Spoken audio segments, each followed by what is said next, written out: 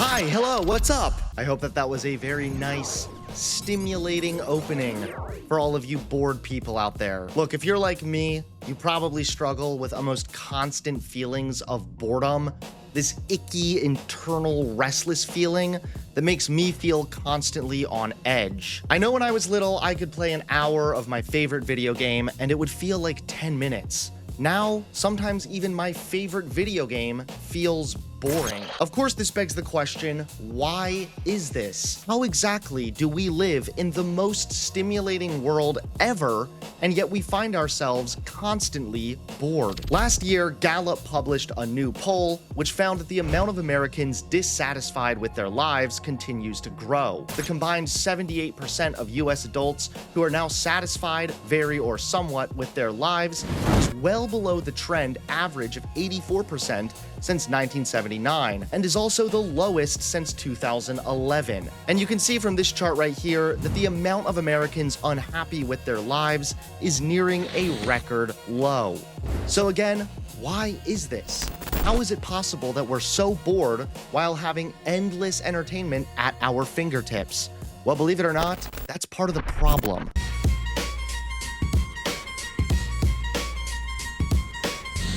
Hello, fellow youths. I hope that the background is very stimulating for you. Don't click away. Don't leave. Don't look at those recommended videos, okay? They're not as good as mine. The truth is, we're not actually bored. We're chronically addicted to entertainment. Boredom is defined by a psychological deprivation, a lack of stimuli, and it most likely evolved to protect humans from wasting time or concentration on pointless engagements. Because we evolved to avoid the bored feeling, we constantly engage in entertainment to fill the gaps. This means a near constant stream of dopamine, which grows into an addiction. I know that I personally struggle with silence. Now, I also have ADHD, so I know that plays a role, but I find myself almost uncomfortable by a lack of stimuli.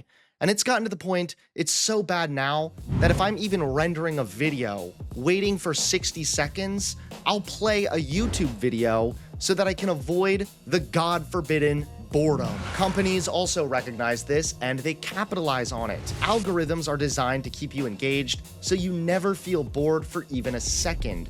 But it's got to the point that we're relying on an algorithm for dopamine. Humans feel more bored nowadays due to factors like constant digital device use, which fragments attention and raises expectations for mental engagement, leading to boredom when activities don't match these elevated desires. This is why real life will never be as fun and engaging as riding a dragon through rings of fire in Roblox. Part of this dopamine addiction is fueled by the endless stream of options that we have.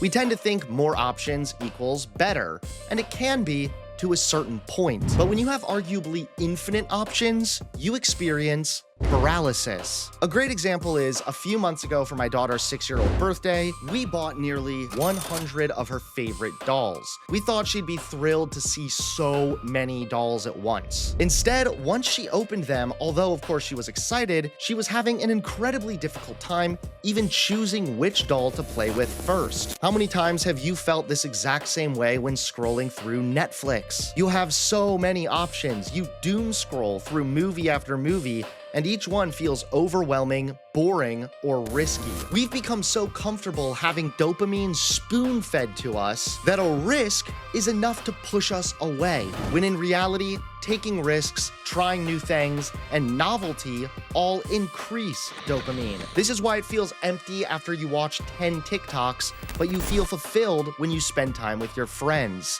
In fact, pursuing your goals, spending time with friends, going outside, these activities don't even produce the same kind of dopamine as scrolling TikTok for an hour. There's meaningful dopamine, which is that sense of accomplishment and fulfillment you feel after you pursue your goals or do something healthy. Empty dopamine is that weird, empty, drained feeling after you've scrolled through your phone too long. I get it, okay? You have endless entertainment at your fingertips. I mean, I love my phone so much that sometimes I lose it while holding it. I swear it's the most stressful 10 seconds until I look down and realize it's in my hand. But this parasocial relationship that we have with our phone is not just unhealthy, it has real-world consequences. And we're living them right now. I hate to sound like a boomer, but the constant stimulation is actually ruining our brains. Constant phone use can disrupt your brain's natural dopamine system, leading to reduced sensitivity and a deficit state characterized by cravings, anxiety, and a diminished capacity for pleasure in everyday activities. This happens because smartphones trigger frequent, unpredictable dopamine surges from notifications and social interactions, which the brain adapts to by shrinking dopamine receptors, creating a cycle where more phone stimulation is needed to achieve the same feeling of reward. Yeah, that's just great. So because I wanted to get a smartphone in 2009 and be cool, now my brain is f***ing mush? Really? Seriously, if nothing feels exciting or entertaining anymore, it's because nothing can truly compete with the endless slew of entertainment you see in 10 minutes on Instagram. Sorry, I went outside the other day, or last month or something, and I can attest that watching grass grow is very boring. Grow! But the solution isn't cutting out everything you enjoy. The solution is actually even easier. So what exactly is this solution? Don't worry, I did not make this entire video just to create the next generation of emos. There's a way we can actively fix this problem and begin finding pleasure in life again. There's a fascinating phrase which says, "Constraints breed creativity." The phrase "constraints breed creativity" suggests that limitations, such as those of time, budget, or resources, can actually foster innovation rather than stifle it by forcing individuals and groups to think more resourcefully and discover unexpected solutions. Rather than being seen as roadblocks, constraints act as anchors that provide focus, prevent overwhelming indecision, and encourage novel approaches to problem solving. This is super interesting because it's exactly in line with what we've been talking about this entire time: boredom. But according to this, boredom might be the exact thing we need to stop being bored. In fact, a study was just released in May of 2025, which found just that. Boredom is the solution. It's not the problem. Scientists have found that boredom actually activates the brain's default mode network, the system tied to self-reflection and creativity.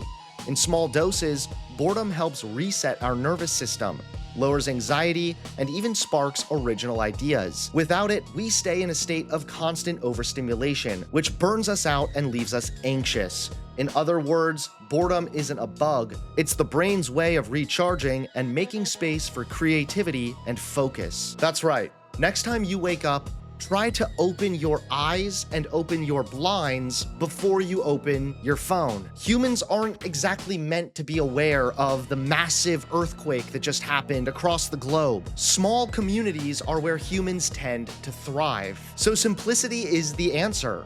Don't deprive yourself of the things you enjoy, but don't overindulge. Just remember that overindulgence is the problem. It's why you're not bored, you're addicted.